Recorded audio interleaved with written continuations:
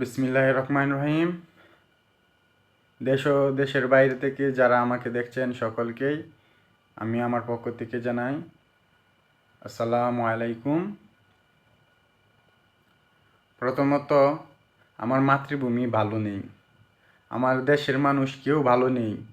সবাই আওয়ামী লীগ স্বৈরাচার এবং এই পুলিশ বাহিনীর হাত থেকে হামলা দামলায় সবাই এখন কুলকিনারা হারিয়ে ফেলেছে এবং সকলেই দুশ্চিন্তায় আছে কে কখন আটক হয়ে যায়, কে কখন ধরা পড়ে যায় এবং কে কখন গুম হয়ে যায়। এই নিয়ে আমার কিছু প্রতিকর চিন্তা ভাবনা করেছি, এ থেকে কীভাবে রেহাই পাওয়া যায়। ওরা আমাদেরকে দুর্বল মনে করেছে, তাই ওরা আমাদের উপর তারা শারীরিকভাবে আমাদের মানসিকভাবে নির্যাতন করতেছে। আমরা আসলে দুর্বল না, এটা আমাদেরকে দেখায় দিতে হবে, আমাদের কৌশল অবলম্বন করতে হবে। আল্লাহ আমাদেরকে কৌশল শিখিয়েছেন, আমাদের রাসূলকে শিখিয়েছেন এবং সেই কৌশল অনুযায়ী আমাদের আগাইতে হবে। শত্রুরা ষড়যন্ত্র করে আর মুমিনরা কৌশল অবলম্বন করে। তো ভাই, কয়দিন ধরে দেখতেছি আমাদের ঢাকা শহর, তারপর নানান জেলার মধ্যে থেকে আমাদের যুবক ভাই বোনদের, ছাত্র ভাই বোনদেরকে তুলে নিয়ে যেতেছে, গুম করে দিতেছে। তো এইগুলা সহ্য করলে হবে না। তো এখন আমাদের করণীয় হলো, ওরা যেভাবে আমাদেরকে ভয় দেখাতে চায় আমরা ওদেরকে ভয় দেখাবো। এর জন্য আমাদের ছাত্র ভাইরা, যেহেতু আপনারা সবাই রাত্রে ঘুমাইতে পারেন না, আপনারা এলাকার, তারপর ছাত্র ভাইয়েরা যে এলাকায় পুলিশ ঢুকে ওই এলাকায় আপনারা 100 জন অথবা 150 জন অথবা 50 জন সবাই একসাথে হবেন। একসাথে যত ধারালো অস্ত্র আছে, দাও, সুইচ গের, বলম, তারপর লাঠি, সব কিছু নিয়ে আপনারা প্রস্তুত থাকবেন। গ্রুপে গ্রুপে 20 জন, 30 জন, 40 জন করে। একটা পুলিশের গাড়ির মধ্যে 10 জন থেকে 20 জনের উপরে পুলিশ আসে না। তো আমরা যদি 20 জন 30 জন তাদেরকে আক্রমণ করি হঠাৎ, ওরা কিছুই বুঝতে পারবে না। আর যে মোড়ে তারা গাড়ি রাখবে ওই মোড়ের মধ্যে আপনারা সবাই লুকিয়ে থেকে থাকবেন এবং যখনই ওরা কোনো গ্রামের দিকে অথবা কোনো শহরের দিকে গলির মধ্যে ঢুকবে আপনারা সবাই ওদেরকে ফলো করবেন। আর গাড়ির মধ্যে তো একজন কনস্টেবল থাকে, ওই কনস্টেবলে বা ছুরি দিয়ে অথবা লাঠি দিয়ে ওকে একদম এখানেই শুয়ে দিবেন। তারপর ওই গাড়িটা আপনারা আগুন দিয়ে পুড়িয়ে দিবেন। তারপরে ওই অলিগুলির ভিতরে তারা তো 10 জন 20 জন যাবে, ওরা যাতে না বুঝতে পারে আপনারা এক এক জায়গায় থেকে ডিল হোক, তারপর জাল হোক, তারপর কাঠের তক্তা হোক, যেটাই হোক, ওটা দিয়ে আক্রমণ করে ওদেরকে হতাহত করে দিবেন। দেখবেন আপনারা 10 জন পুলিশকে মারলে এবং গাড়িকে পুড়িয়ে দিলে দেখবেন ওরা সাহস করবে না বাড়িতে আসার জন্য। ওরা নিজেরাই আতঙ্কে থাকবে, ওরা মানুষ কি ধরবে। আমরা নিরীহ হয়ে গেছি বিদায় আমরাকে এভাবে তারা টর্চার করতেছে।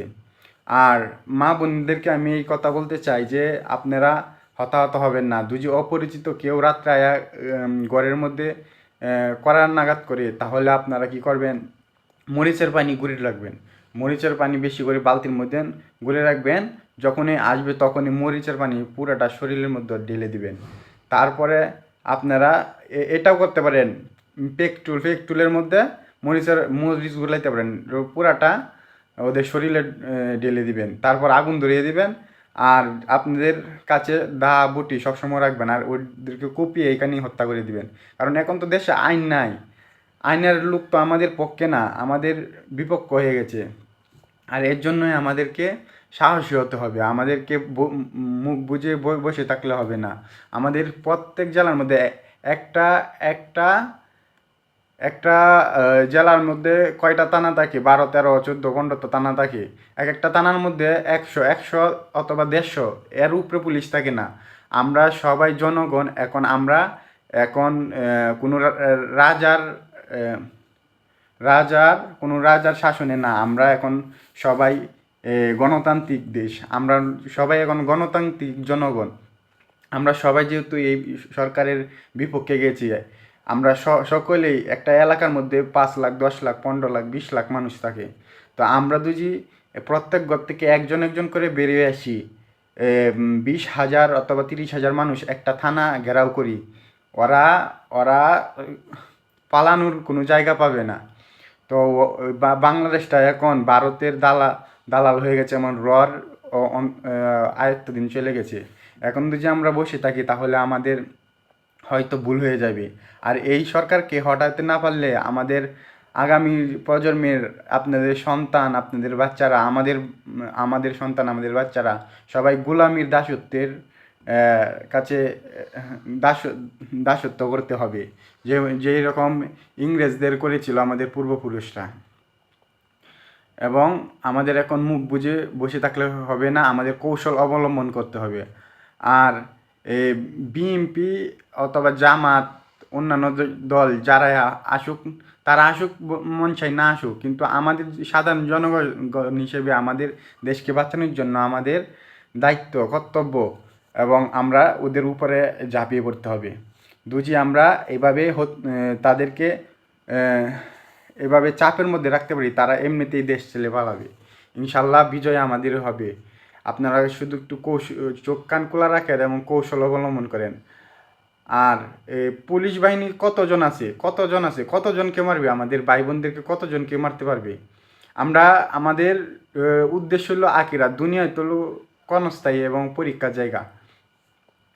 এখানে আমি হয়তো এখন বাংলাদেশে নাই, দেশের বাইরে আছি, কিন্তু যে অবস্থা করতেছে আমার ভাই বোনদেরকে, আমার মা বোন এবং শিশুদেরকে পর্যন্ত ওরা নিঃশোষণভাবে হত্যা করতেছে। ওদের চোখে কোনো মায়া নেই, দরদ নেই। এর জন্য আমাদের প্রতিবাদ করতে হবে। প্রতিবাদ করলে হবে না, আমাদের কঠোরভাবে প্রতিরোধ করতে হবে। তাদেরকে আঘাতের বদল আঘাত করতে হবে, মৃত্যুর বদল মৃত্যু করতে হবে। আমাদের শহীদের ভাইয়ের রক্ত শুকানোর আগেই আমাদের প্রতিশোধ নিতে হবে। আমরা মুখ বুঝে বসে থাকলে হবে না। আর যে ফখরুলের নামে আমি কিছু বলতে চাই, বিএনপির যে মহাসচিব ফখরুল, ওই ডাইরেক্ট রর এজেন্ট। কারণ বিএনপি একটা সততা দল ছিল। শহীদ কর্নেল জিয়াউর রহমান, উনি ছিলেন আমাদের বাংলাদেশের একজন কৃষি সন্তান, এবং তিনি ছিলেন একজন সত্যিকারে একজন দেশপ্রেমিক, এবং জাতির জন্য একটা বড় একটা মহাপুরস্কার। কিন্তু ওই তারাই উনিকে হত্যা করেছেন। এর জন্য আমরা অনেক দুঃখিত। কিন্তু আমি বিএনপি করি না, আওয়ামী লীগ করি না, কোনো কিছু করি না। আমি দেশের জনগণ। আমি আমার মাতৃভূমিকে ভালোবাসি, আমার দেশকে ভালোবাসি। আমি দেশের জন্য আমার জীবন দিতে পারি। এটা আল্লাহ বলেছেন। আমাদের দুনিয়া হইলো ক্ষণস্থায়ী, আখিরাতে চিরস্থায়ী। আর আমরা আল্লাহরে ছাড়া কাউকে ভয় করি না। আমাদের বুকে যদি কামানো রাখা হয় তাহলেও আমরা ভয় করি না। আর মরতে তো একদিন হবেই। কোনো কারোর দাসত্ব থেকে, অথবা কারোর পিছনে কারোর